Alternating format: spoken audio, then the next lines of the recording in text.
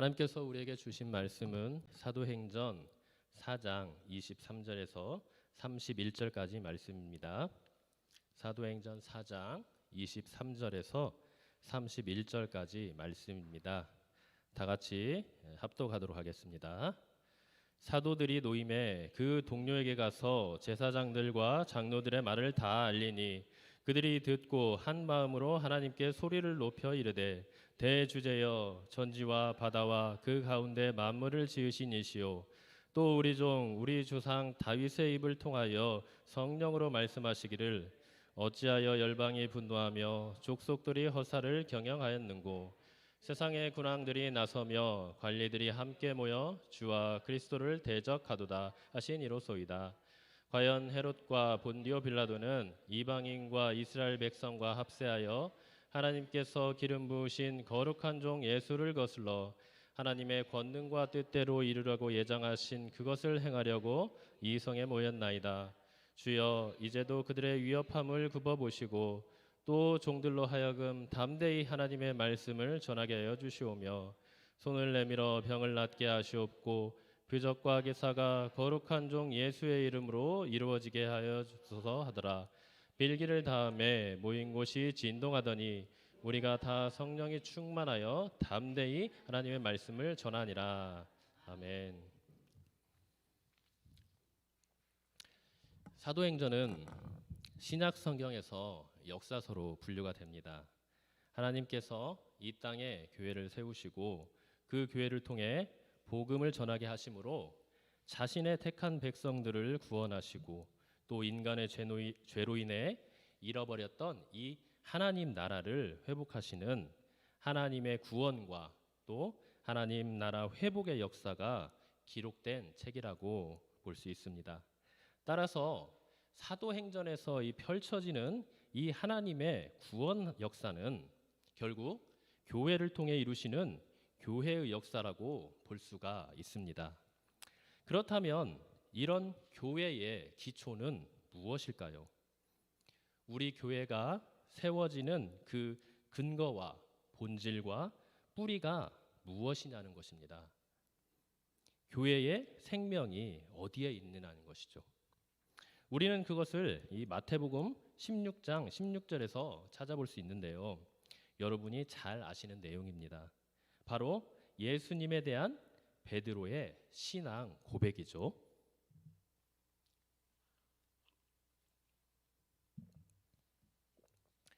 거기를 보면 16절에 시몬 베드로가 대답하여 이르되 주는 그리스도시요 살아계신 하나님의 아들이시니이다. 아멘. 베드로가 이렇게 예수님에 대해 고백하자 예수님이 베드로에게도 말씀하셨습니다. 예수께서 대답하여 이르시되 바요나 시몬아 내가 복이 있도다. 이를 내게 알게 하니는 혈육이 아니요 하늘에 계신 내 아버지이시니라. 또 내가 내게 이르노니 너는 베드로라. 내가 이 반석 위에 내 교회를 세우리니 음부의 권세가 이기지 못하리라. 아멘. 자, 예수님께서 이 베드로의 신앙 고백을 들으시고 그를 축복하시며 하시는 말씀입니다. 뭐라고 하십니까? 이 반석 위에 내 교회를 세우신다고 지금 하십니다. 여기서 이 반석은 무엇일까요? 바로 베드로가 고백한 그 신앙 고백입니다. 오직 예수님만이 우리의 주시고 왕이시며 구원자가 되시는 살아계신 하나님이라는 것이죠. 그리고 그 신앙 고백 위에 교회를 세우시는데 지금 누구의 교회를 세우신다고 하십니까? 바로 내 교회. 그러니까 주님께서 머리가 되시고 주인이 되시어 다스리시는 자신 소유의 교회를 세우신다고 분명히 말씀하고 계십니다. 여러분 지금 이 말씀들을 보면 교회의 생명이 어디에 있다고 나옵니까? 교회의 기초가 어느 터 위에 세워져 있다고 나오죠? 바로 만왕의 왕이요 만주의 주가 되시는 우리 주 예수 그리스도라고 지금 나옵니다. 그렇기 때문에 이 땅의 우리의 교회는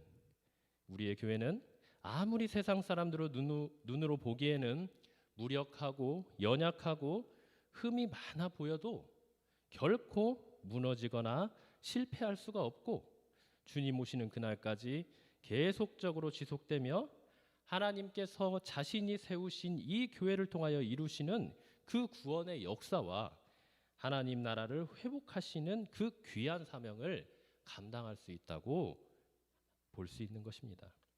이것이 바로 이 땅의 교회가 품고 있는 가치이고 영광인 것이죠.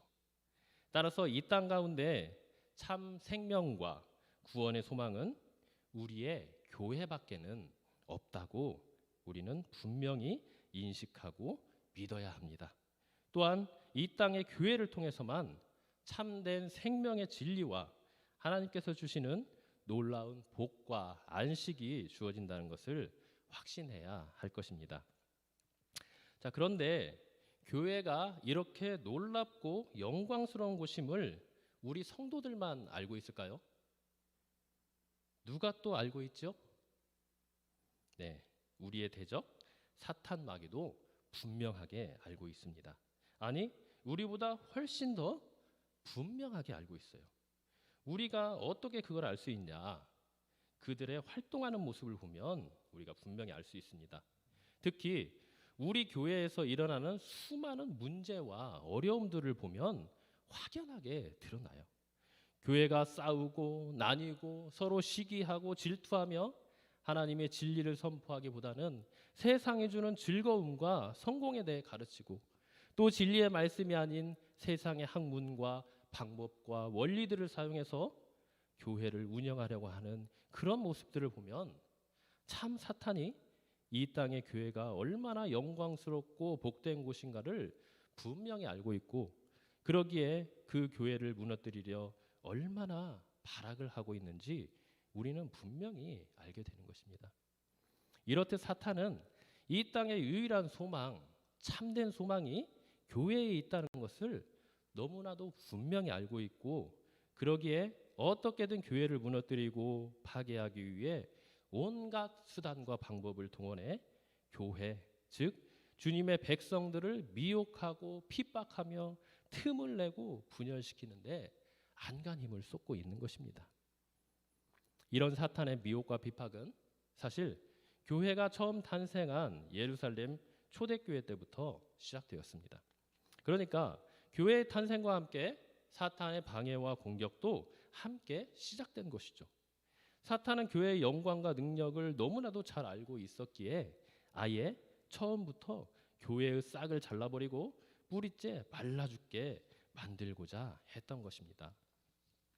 우리가 지난 시간에 살펴보았던 내용이 바로 그런 내용이었죠. 약속하신 성령님의 강림과 충만함으로 탄생한 이 교회가 엄청나게 수적, 영적으로 부흥하자 사탄이 이제 본격적으로 교회를 핍박하고 공격하기 시작을 합니다. 어떻게 시작을 했죠? 무엇을 꼬투리 잡아 시작했나요? 2절에 나와 있는 예수 안에 죽은 자의 부활이 있다는 이 부활과 또 7절에 있는 사도들이 행하는 일들에 대해 무슨 권세와 누구의 이름으로 이 일을 행하느냐라고 말하는 결국 복음을 전한다는 구실로 그들을 핍박하고 공격했습니다.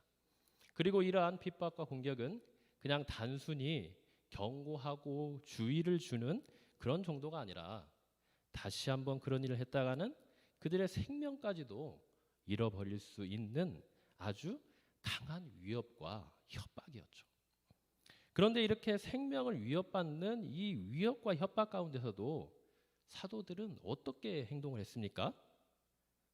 12절에 나와 있는 말씀처럼 다른 이로서는 구원을 받을 수 없나니 저나 사람 중에 구원받을 만한 다른 이름을 우리에게 주신 일이 없음이라 하였더라 이라고 이렇게 분명하게 예수 그리스도의 복음을 전하면서 믿음으로 달려가며 주님의 증인으로서의 사명을 충성되이 감당하는 것을 볼 수가 있습니다. 어떻게 이런 일이 가능했습니까? 지난주에 설교에서도 언급했듯이 주님의 사도들은 자신의 생명보다 소중한 그 무엇, 이 세상 그 무엇보다 귀한 보배를 발견했기 때문입니다. 그 무엇, 그 보배가 무엇입니까? 고린도후서 4장 7절에 보니 이렇게 나옵니다. 우리가 이 보배를 질그릇에 가졌으니, 이 말씀처럼 바로 예수 그리스도, 우리의 생명 되시고 주인 되신 그분이 바로 자신들에게 생명보다 귀한 보배임을 발견했기 때문입니다. 그래서 사도들은 이 사내들인 공회의 생명을 위협하는 그 엄청난 압박과 위협 가운데서도 결코 타협할 수 없는 이 예수 그리스도의 복음을 전하며 교회로서의 사명인 주님의 증인된 삶을 살아내며 승리할 수 있었던 것입니다. 그럼 이렇게 사탄과 그 하수인 노릇을 하던 이 사내들인 공회의 첫 번째 핍박을 성령 충만한 가운데 복음과 믿음으로 잘 돌파한 사도들은 공회에서 풀려나 무슨 일을 했나요? 오늘 말씀 23절을 보니 먼저 그 동료들에게 가서 자신들이 겪었던 일들을 모두 다 말했다고 나옵니다. 자, 여기에서 동료들은 자신과 같은 사도들과 교회 성도들을 말하는 것인데요. 사도들은 왜 이렇게 먼저 교회에 말을 했을까요? 우리는 이것을 통해 이 땅의 교회가 어떠한 곳인가를 가늠할 수가 있습니다. 여러분들이 무슨 어려움을 겪거나 문제가 있을 때 가장 먼저 누구와 상의를 하시나요? 아마도 대부분이 여러분들의 가족일 것입니다. 이것이 바로 가족의 끈끈함이며 우선성이라고 할 수가 있어요. 여러분, 교회도 마찬가지입니다. 교회도 한 가족 공동체예요.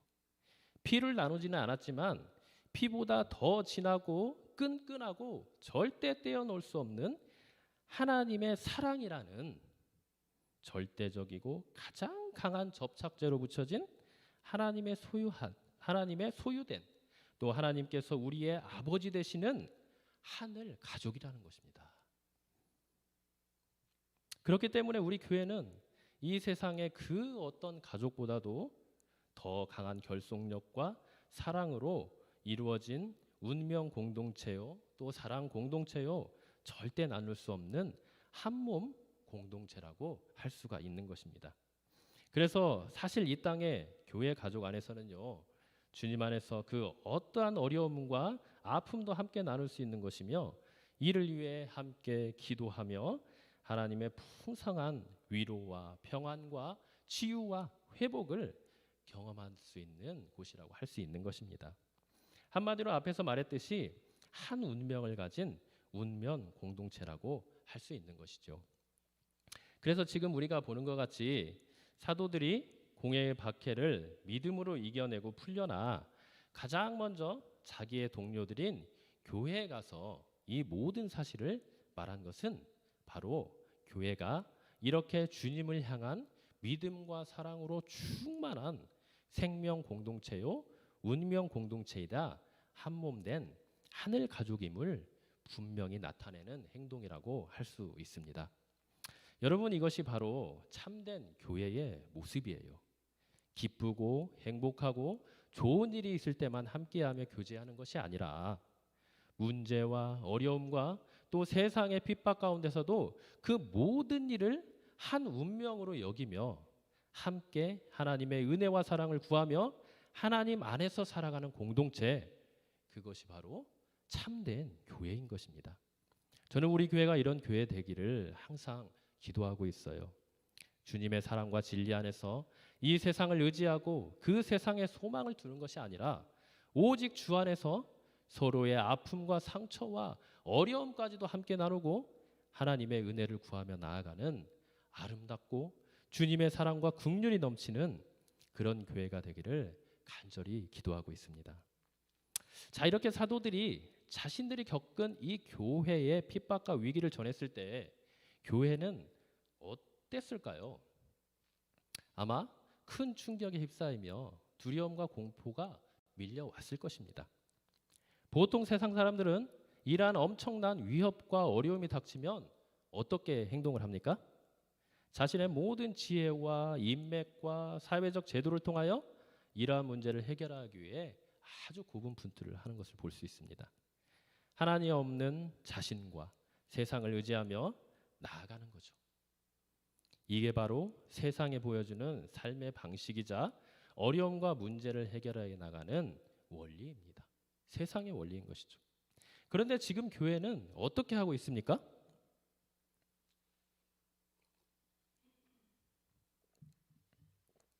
사도들이 전한 이 위기와 어려움 앞에서 지금 뭘 하고 있죠? 그런 세상과는 전혀 다른, 아니 세상이 이해할 수 없는 모습을 보여주고 있습니다. 어떤 모습입니까? 24절을 보니 그들이 누군가를 큰 소리로 높여 부르는 것을 우리가 볼 수가 있어요. 그가 누구이고 그분을 지금 뭐라고 부르고 있죠?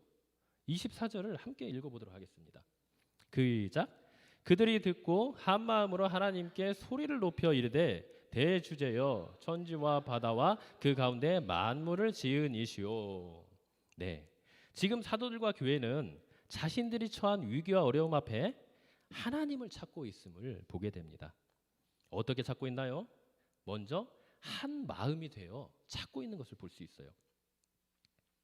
지금 이러한 핍박과 어려움을 겪는 것은 사실 베드로와 요한 등 몇몇 사도들 뿐입니다. 그런데 이런 소식을 들은 교회가 지금 어떻게 반응을 하고 있습니까? 그래, 그건 사도들 너희가 겪은 문제지 우리와는 상관없는 문제야. 이렇게 무시하거나 회피하지 않아요.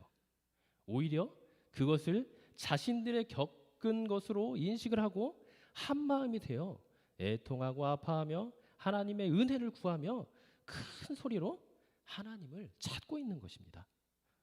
여러분, 이것이 바로 교회의 참된 모습입니다. 우리 교회의 지체들이 또 교회 전체가 힘들고 어려운 고난 가운데 있을 때 그것을 나의 일로 동일하게 여기고 함께 아파하고 애통하며 오직 하나님만을 구하며 한 마음으로 나아가는 것, 이런 곳이 바로 교회의 참 모습이며 주님의 한 몸 된 하늘 가족의 모습인 것입니다.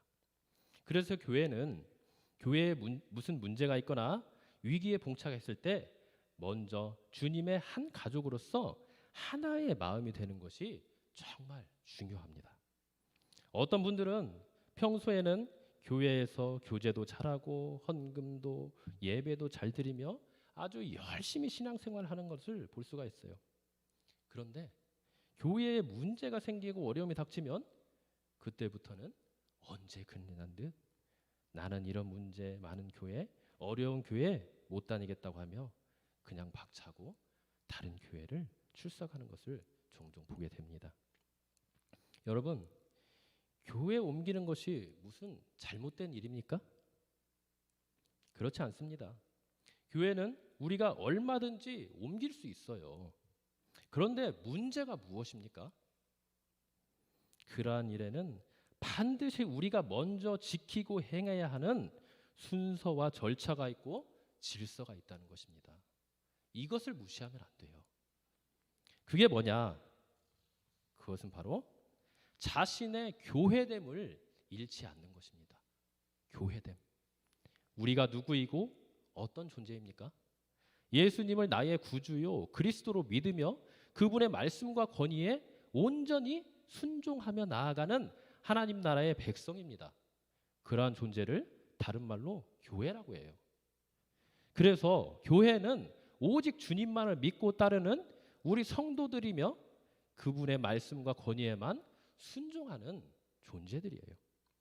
그렇기 때문에 이런 교회된 존재인 우리는 무슨 일을 하든지 항상 하나님 우선순위의 신본주의적 신앙을 가지고 살아가야 됩니다. 무슨 말이냐? 우리에게 어떤 일이 일어나든 그 모든 일들을 가장 먼저 주님께 물어보고 그분의 결제 가운데 일을 결정하고 실행해야 된다는 것입니다. 기쁜 일이나 슬픈 일이나 고난이나 어려움이나 문제들이 발생했을 때, 그리고 어떤 일을 계획하고 시작할 때 가장 먼저 우리 주님께 기도와 말씀 가운데 물어보고 그분의 결제를 받고 선하신 인도함을 받아야 된다는 거예요. 그 일에는 우리가 이런 일은 당연히 주님께서 좋아하시겠지라고 여기는 선하게 보이는 일까지도 포함된다는 것을 여러분 알아야 됩니다. 그 대표적인 예가 바로 다윗이 성전을 지으려고 결정할 때였어요. 여러분, 다윗은 성전을 짓기로 결정할 때 그 일은 당연히 하나님께서 기뻐하실 것이라고 여기고 성전을 짓기로 결정을 내립니다. 그것은 누가 봐도 선하고 아름다운 일이며 하나님이 기뻐하시는 일이었죠. 그래서 다윗은 전쟁에 나가거나 다른 일을 할 때는 모두 하나님께 기도로 물어보고 나아갔지만 성전 짓는 일만큼은 자신의 생각대로 밀어붙였어요. 그런데 결과는 어땠습니까? 그 일은 하나님께서 원치 않으시는 일이었어요. 다윗이 피를 많이 흘렸다고 하시며 그의 아들인 솔로몬을 통하여 이루실 것이라고 말씀하시고 다시 모든 다윗의 계획이 백지화가 됩니다. 여러분, 이게 무엇을 말해주는 것입니까? 하나님을 나의 주요 왕으로 모시고 사는 우리 그리스도인들은, 교회된 존재들은 어떤 일을 결정할 때든 모든 가장 우선순위로 하나님께 물으며 그분의 선하신 인도하심을 따라야 된다는 삶을 살아야 된다는 것을 말해주고 있는 것입니다. 그러한 삶이 바로 우리 왕 되신 하나님의 주권과 하나님 되심을 인정해 드리는 것이고, 교회된 존재인 성도가 하나님의 백성으로서 당연히 지녀야 될 하나님 앞에서 바른 태도인 것입니다. 그리고 그것이 바로 앞에서 말했던 우리가 무슨 결정을 할 때 행해야 되는 가장 우선순위이며 질서이고 원리가 되는 것입니다. 여러분은 어떠신가요? 교회에서 무슨 어려움이나 문제들이 생겨 결정해야 되는 중대한 순간에 여러분이 가장 먼저 찾는 분은 누구이며 가장 의지하는 것은 무엇인가요? 만약 그분이 하나님이 아니고 나의 생각과 나의 자존심과 감정에 휘둘리고 다른 사람을 의지하며 내 마음대로 결정하는 것이었다면, 이 시간 다시 한번 나의 주 되시고 왕 되신 우리 하나님이 되게 해달라고 간절히 기도하며 나아가시기를 바랍니다. 그래야 그렇게 하는 것만이 내가 사는 길이며 하나님의 은혜가 우리 안에 머무는 길이라는 것을 마음 깊이 새기시고 나아가시길 바랍니다. 조대교회는 이러한 하나님 제일주의 또 신본주의적 신앙을 아주 분명히 알고 견고히 붙들었던 교회였습니다. 그래서 지금 베드로와 요한 등 사도들이 자신들의 핍박과 어려움과 당한 위기를 교회에 말했을 때 한 마음으로 함께 소리 높여 하나님께 기도했던 거예요. 세상을 의지하거나 예수님이 십자가에서 죽으신 후 제자들이 뿔뿔이 흩어졌던 것처럼 이제 도망가지 않았어요. 이제는 성령의 충만함 가운데 오직 하나님만 의지하고 붙들며 그분만을 구하며 나아가게 되었습니다. 이러한 상황 속에서도 오직 하나님만을 구하는 참 교회로서의 모습을 보여준 것이죠. 우리는 이것을 그들이 하나님을 부르는 말 속에서 찾아볼 수가 있습니다. 그들이 한 마음으로 하나님께 소리 높여 부르는데 지금 뭐라고 하며 부릅니까? 대주제여 라고 부르고 있습니다. 여러분, 대주제가 무슨 뜻입니까? 모든 신들의 신이요 왕 중의 왕이며 오직 유일한 절대 권력자라는 뜻입니다. 오직 하나님만이 온 세상 모든 만물을 창조하신 창조주 하나님이시고 생명의 주인이시며 통치자라는 뜻이에요. 그러니까 지금 초대교회는 자신들의 위기와 어려움 앞에 가장 먼저 하나님께 기도함으로 나아가는 모습을 보여주고 있고요. 그런 기도의 출발점은 자신의 어려움과 문제와 필요를 먼저 아뢰는 것이 아니라 내가 지금 기도드리는 분이 어떤 분인지에 대한 분명한 인식과 믿음 가운데 나아가고 있는 것을 볼 수 있습니다. 그래서 지금 교회가 기도를 하면서 가장 먼저 부르면 말하는 내용이 자신의 어려움과 고난의 문제를 아뢰며 해결해 달라고 그 문제를 말하는 것이 아니라 기도의 주인이자 대상이신 하나님을 부르며 대주제여라고 한 마음으로 외치고 붙들고 구하며 나아가고 있는 것이죠. 여러분, 이것이 우리의 기도에 있어서 또 교회의 기도에 있어서 굉장히 중요합니다. 우리가 기도가 무엇이냐고 사람들에게 이렇게 물어보면 많은 사람들이 기도는 우리의 문제와 소원과 필요를 하나님께 아뢰고 응답받는 거야 라고 말하며 자신의 문제와 필요에 우선순위와 초점을 맞추는 것을 많이 볼 수가 있어요. 그러나 그것은 우리가 기도함에 있어서 우선순위가 완전히 뒤바뀐 것임을 알아야 합니다. 기도에 있어서 우리의 필요와 소원을 아뢰는 것, 그것이 잘못된 건 아니에요. 그렇지만 그것은 기도의 본질과 핵심에서 벗어나는 것입니다. 기도는 본질적으로 나의 필요 이전에 내가 기도하는 대상인 하나님이 어떠한 분이신지를 바로 알고 나의 모든 것들을 그분을 의지하여 나아가는 것입니다. 오직 그분 안에만 나의 소망을 두고 그분 안에서만 나의 존재의 의미와 가치를 발견하며 그러하기에 그분의 성품과 은혜만을 기대며 나아가는 것이라고 할 수가 있는 것입니다. 그래서 우리는 기도에 있어서 가장 중요한 것이 바로 우리가 드리는 그 기도의 대상이신 하나님을 바로 알고 인식하며 신뢰하며 나아가는 것이 되어야 할 것입니다. 그렇게 되면 설사 우리가 바라고 원하는 대로 기도가 응답되지 않는다고 할지라도 늘 선하시고 신실하신 이 하나님을 신뢰하고 감사하며 나아갈 수 있는 것입니다.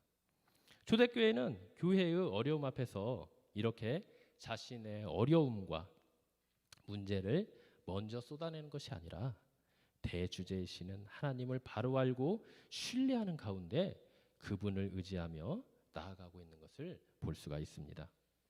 이렇게 하나님에 대한 바른 이해는 결국 무엇을 낳게 될까요? 바로 바른 기도를 낳게 됩니다. 지금 14절에서 대주제이신 하나님에 대한 바른 이해와 신뢰를 바탕으로 하나님을 부르는 교회와 사도들의 기도가 이제 오늘 본문의 거의 대부분을 차지하는데요. 자, 25절부터가 바로 그 내용이 되겠습니다. 24절에서 보는 것과 같이 하나님에 대한 바른 인식과 신뢰를 바탕으로 이제 교회는 바른 기도의 모습으로 들어가게 됩니다.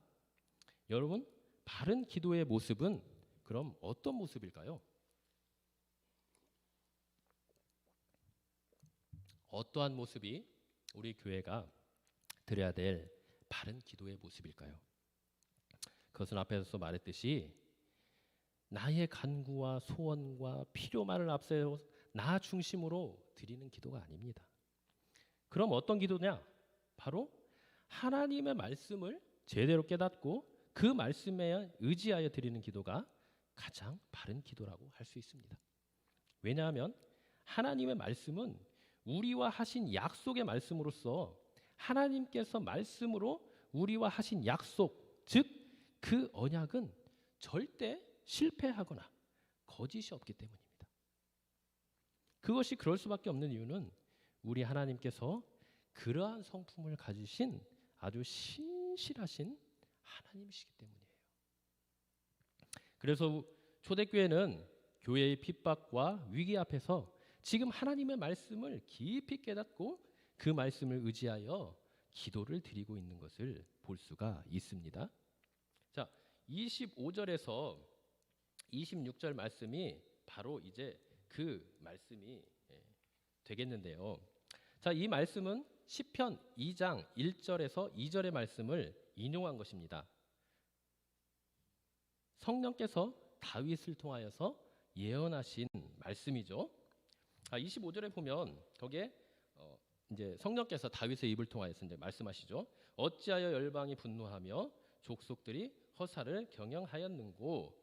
그리고 26절에서는 세상의 군왕들이 나서며 관리들이 함께 모여 주와 그의 그리스도를 대적하는도다.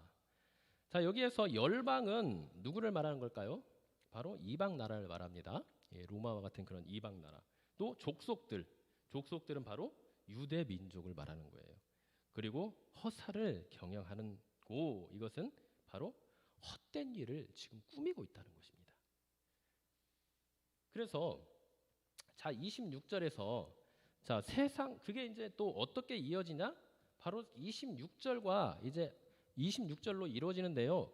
그래서 이 세상 군왕이 나타내는 것은 앞에서도 말한 것처럼 로마 제국과 그 황제를 지금 말을 해주고 있고요.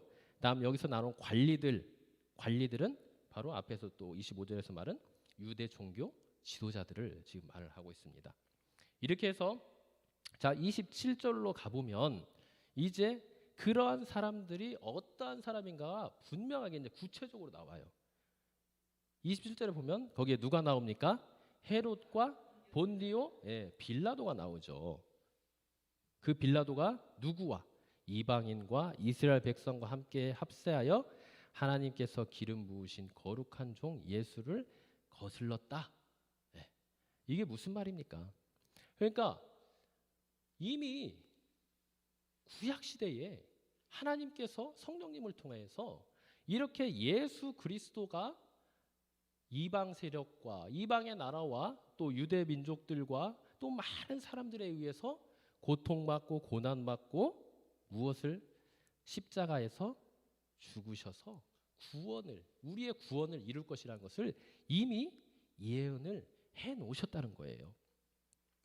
자, 그런데 이런 일들이 이제 어떻게 되는 것입니까? 28절에 보면은 그런 일들은 우리가 눈으로 보기에는 이방인들과 또 유대 민족에게 당하신 고난으로만 우리가 볼 수가 있는데 사실 그것은 표면적으로 보는 것이고 실제적으로는 이게 어떤 의미가 있다는 것입니까? 바로 하나님, 28절에 보면 하나님의 권능과 뜻대로 이루려고 예정하셨다. 이렇게 말씀하시고 또 그것을 행하려 이 성에 모였나이다. 이렇게 말을 하고 있는 것입니다. 자, 그러니까 이게 무엇입니까? 바로 지금 제자들이 또 사도들이 전하는 이 복음은 결국 어떤 것이라는 거예요? 바로 이미 구약 시대에 하나님께서 예언하셨던 내용이 그런 말씀이 성취되었다는 그런 내용이 되겠죠. 그래서 이렇게 성취가 되었습니다. 자, 그러면 우리가 이것을 어떻게 봐야 될까요? 지금 이 사도들과 이 교회가 하나님에 대한 바른 인식 가운데 뭘로 이어졌습니까? 바른 기도로 이어졌죠. 자, 그런데 아까 바른 기도는 어떤 기도라고 했습니까? 하나님께서 하신 말씀을 바로 깨닫고 그 말씀의 근거에서 드리는 기도라고 했습니다. 자, 그럼 지금 이 말씀이 들어간 이유는 왜 그럴까요? 그것은 바로 지금 이 사도들과 교회들이 지금 기도를 하고 있잖아요. 그죠? 그들에게 닥친 위기와 어려움 가운데 기도를 하고 있는데 그 기도가 어떤 기도인가를 바로 알려주고 있어요. 어떤 기도? 바른 기도라는 거예요. 왜 이게 바른 기도냐? 자, 지금 사도들과 이 교회가 이 구약 시대에 하나님께서 다윗을 통하여서 예언하신 말씀을 지금 어떻게 하고 있습니까? 굉장히 정확하게 바로 해석을 하고 있어요. 바로 이해를 하고 있는 것입니다. 어떻게 이런 일이 가능했을까요? 바로 앞에서 말한 것처럼 그들은 복음을 통하여 또 성령 충만을 통하여 이미 하나님에 대한 바른 인식을 가지고 있어요. 이런 바른 인식과 바른 초점 가운데서 성령님이 함께 하시니 어떤 일이 일어납니까? 성경에 대한 바른 분별력과 해석이 일어나는 거예요. 그러니까 첫 번째로 이들에게 일어났던 일이 뭐예요? 하나님을 대주제여라고 말을 하면서 그 하나님이 어떠한 분이신가, 그분에 대한 바른 인식 가운데 자신들의 필요와 문제보다는 그런 하나님을 먼저 찾고 구하고 그런 인식 가운데 하나님께 기도하니 결국 무엇으로 이어진 겁니까? 바른 성경에 대한 해석으로 이어지고 그런 지식으로 이어지고 결국 그런 말씀 가운데 바른 성경의 해석의 그런 말씀 가운데 그 말씀을 의지하고 그 말씀 가운데 드려지는 바른 기도를 드릴 수가 있었다는 것입니다. 그러니까 우리가 기도할 때 가장 중요한 건 무엇입니까? 가장 우선순위는 무엇입니까? 우리가 교회에서 기도할 때 가장 먼저 해야 될 일은 뭘까요? 우리가 주님, 저 이런 문제 때문에 너무 힘들어요. 고통스러워요. 물론 너무 힘들면 그런 기도밖에 나올 수가 없어요. 그죠? 예. 그러나 그렇게 자신의 필요와 어려움을 토로하는 가운데서도 우리는 정신을 바짝 차리고 우리가 그렇게 기도 드리는 분이 어떠한 분인가를 먼저 인식하고 그런 하나님을 생각하고 의지하며 나아가야 될 것입니다. 어떤 하나님입니까? 대주제이신 하나님이십니다. 모든 신들 중에 신이요 왕 중에 왕이신 우리의 선한 목자 되신 그 하나님, 우리에게 문제가 일어나기 이전에 그것을 먼저 알고 계시고 이미 다 기도의 응답까지 준비해 주고 계시는 우리의 아버지 되신 그런 하나님으로 우리가 인식을 하고 하나님께 나아가야 된다는 거예요. 그럴 때 하나님은 어떤 역사를 펼쳐주실까요? 지금 사도들에게서 보는 것 같이 우리에게 성령의 충만함을 주시고요. 그런 충만함 가운데에 하나님의 말씀을 깨닫는 은혜를 주십니다.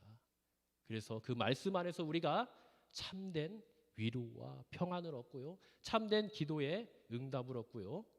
하나님 안에서 그분과 동행하는 가장 복된 삶을 살아갈 수 있는 것입니다. 이렇게 될 때 이렇게 하나님에 대한 바른 인식으로 바른 기도를 드리고 나면 이제 남아있는 것은 뭐가 남아있을까요? 하나님께 우리에게 응답을 주시고 그 응답에 대한 바른 적용이 남아있습니다.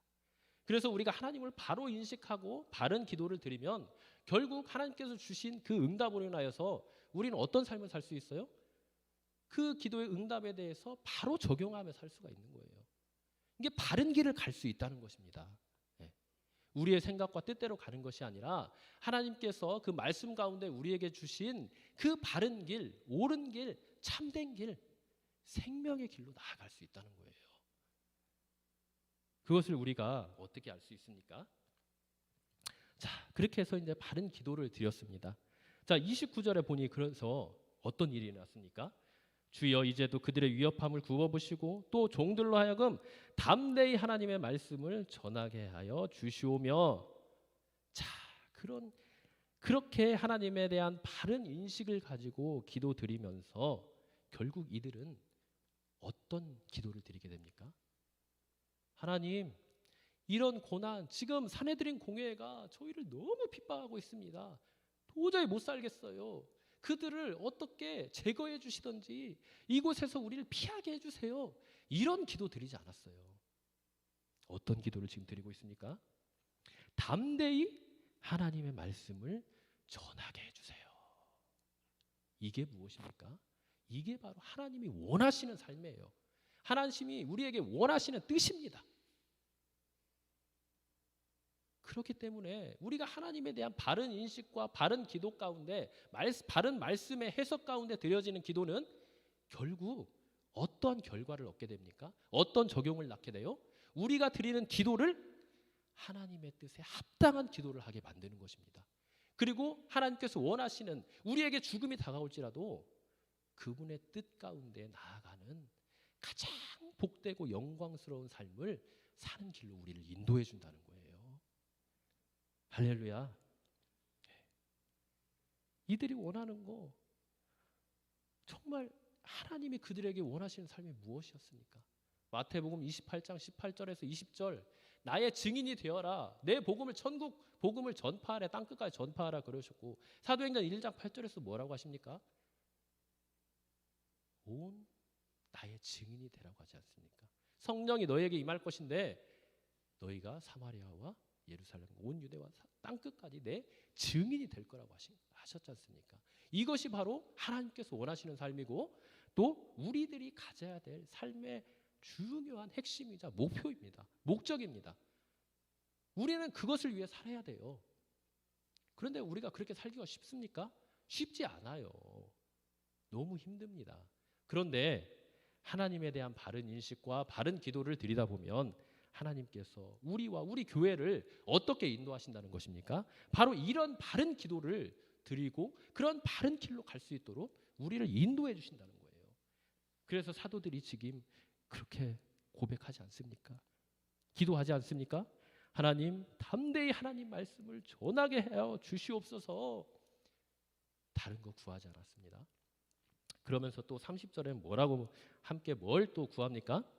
손을 내밀어 병을 낫게 하시고 표적과 기사가 거룩한 종 예수의 이름으로 이루어지게 하여 주시옵소서. 자, 병을 낫고 표적과 기사가 일어나게 해달라. 이것은 그냥 단순하게 우리의 그런 병 고침과 또 많은 기적을 바라는 그런 소원일까요? 물론 그런 것도 있을 수 있죠. 네. 내가 병이 들었어요. 아파요. 고통스러워요. 당연히 그런 기도를 드리겠죠. 그러나 여기에서 말하는 이 병 나음과 표적과 기사는요, 물론 그런 것들도 포함하지만 본질적으로 그 아래에 있는 거룩한 종 예수의 이름으로 이루어지게 하여 주옵소서. 이 기도와 같이 이런 기적과 표사와 병 나음을 통하여서 오직 예수 그리스도만 높아지게 하여 주시옵소서. 그분의 복음이 걸림돌이 되지 않게 하여 주시옵소서. 우리가 믿음이 약한 자들에게는, 하나님 말씀을 잘 모르는 자들에게는 하나님을 어떻게 이해하기가 쉽지가 않아요. 그죠? 네. 지금 그렇기 때문에 하나님께서 어찌 보면 이 초대교회나 또 믿음이 연약한 자들에게 이런 병 나음과 표적과 기사를 많이 보여주는지도 몰라요. 우리 성도들 가운데서도 그런 경험을 하신 분들이 많죠. 네. 처음에는 믿음이 없었는데 나중에 내가 병이 나았어요. 뭔가 성령 체험을 했어요. 뭔가 하나님의 기적과 이삭을 보았어요. 그러면서 하나님이 믿어지는 분들도 있습니다. 이것은 바로 하나님께서 우리에게 베풀어 주신 은혜의 한 수단인 거예요. 그리고 예수 그리스도와 그분의 영광만을, 그리고 복음만을 위해서 하나님께서 베푸시는 크나큰 은총인 것이죠. 그래서 여러분들, 우리 성도들을 위하여 병 낫기 당연히 함께 기도해야 되고요. 예, 하나님의 풍성한 은혜와 기적들을 구하는 것 중요합니다. 그러나 그것에 대한 본질적이고 핵심은 무엇이냐? 바로 우리의 병 나음과 치유됨이 아니라 그것을 통하여서 하나님의 하나님 되심과 그분의 영광과 그분의 이름이 높아지는 것임을 우리는 분명히 알아야 됩니다. 그래서 사도들은 이런 병 나음과 표적과 기사가 일어나길 바랬어요. 왜요? 자신의 어떠한 신앙적인 우월함이나 그런 것들을 드러내는 것이 아니라 바로 주님을 이제 잘 믿음이 연약한 자들이 예수님을 더 잘 믿고 복음을 더 잘 이해하고 하나님의 영광을 드러내기 때문에 그런 것들을 구하게 된 것입니다. 이렇게 교회가 함께 한 마음이 되어 하나님에 대한 바른 인식과 바른 기도 가운데에 기도를 하니 결국 어떤 일이 벌어졌습니까? 하나님이 응답을 해주십니다. 자, 그걸 우리가 어떻게 알 수 있냐? 바로 31절에 보면 빌기를 다하매, 그렇게 하나님에 대한 바른 기도로 열심히 기도를 했더니 모인 곳이 어떻게 되었습니까? 진동했다, 이렇게 나옵니다. 진동했다. 어떤 사람들은 이 진동했다를 그냥 상징적으로만 여기는 분들이 있어요. 그러나 저는 그렇게 보지 않습니다. 분명히 저는 진동했다고 봐요. 그리고 우리가 이제 사도행전 16장에 보면 거기에 빌립보 감옥에서 또 바울과 바나바가 하나님께 기도했더니 어떻게 했습니까? 진짜 진동해요. 옥토가 막 움직이고 옥문이 열리는 놀라운 기적이 일어났어요. 그래서 저는 이 진동하던 이거를 진짜 실제적으로 일어난 사건으로 봅니다. 그러면서도 이 안에는 상징적인 또 의미도 들어있는 거예요. 그 상징적인 의미는 무엇이냐? 바로 하나님의 임재입니다. 하나님의 역사이자 은혜입니다. 그분께서 이제 너희들이 나에 대한 바른 인식과 바른 기도를 드렸으니 내가 응답을 해주겠다, 해주었다. 그것을 바로 이 진동함으로 하나님께서 기도의 응답을 확실하게 보여주신 것이죠. 그리고 더 확실한 이 증거는 무엇입니까? 기도 응답에 그 다음 나오죠. 우리가 다 성령이 충만하여 담대히 하나님 말씀을 전하니라. 여러분, 우리가 하나님에 대한 바른 인식으로 바른 기도를 드렸을 때 나타나는 하나님의 최상의 최고의 응답은 무엇일까요? 그것은 바로 우리가 교회됨, 하나님의 제자됨, 예수님의 제자됨, 그분의 증인된 우리의 사명을 감당하는 그 길을 간다는 것입니다. 그게 어떻게 나옵니까? 어떻게 지금 보여집니까? 바로 성령의 충만함과 하나님의 말씀, 그러니까 복음을 전하는 것으로 나오지 않습니까?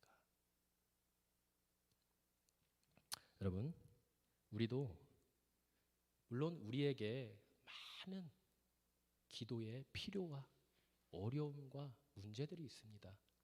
당연히 그것들을 하나님께 아뢰야겠죠. 그러나 주기도문에서도 그렇듯이 늘 우리가 드리는, 또 우리 교회가 드리는 이 기도에는요, 반드시 우선순위가 있고 핵심적이고 본질적인 게 있다는 것을 우리는 알아야 될 것입니다. 그것이 무엇입니까? 바로 하나님 제일주의, 하나님 우선주의입니다. 그리고 그 하나님이 어떠한 분인가에 대한 바른 인식이 가장 먼저입니다. 그렇기 때문에 우리가 하나님을 바로 알기 위해서 교회에서 이렇게 설교도 듣고 성경 공부도 하고 많은 배움을 갖는 거예요. 우리가 그냥 성경 지식을 알기 위해서 우리가 제자 훈련하거나 성경 공부하는 거 아닙니다, 여러분들.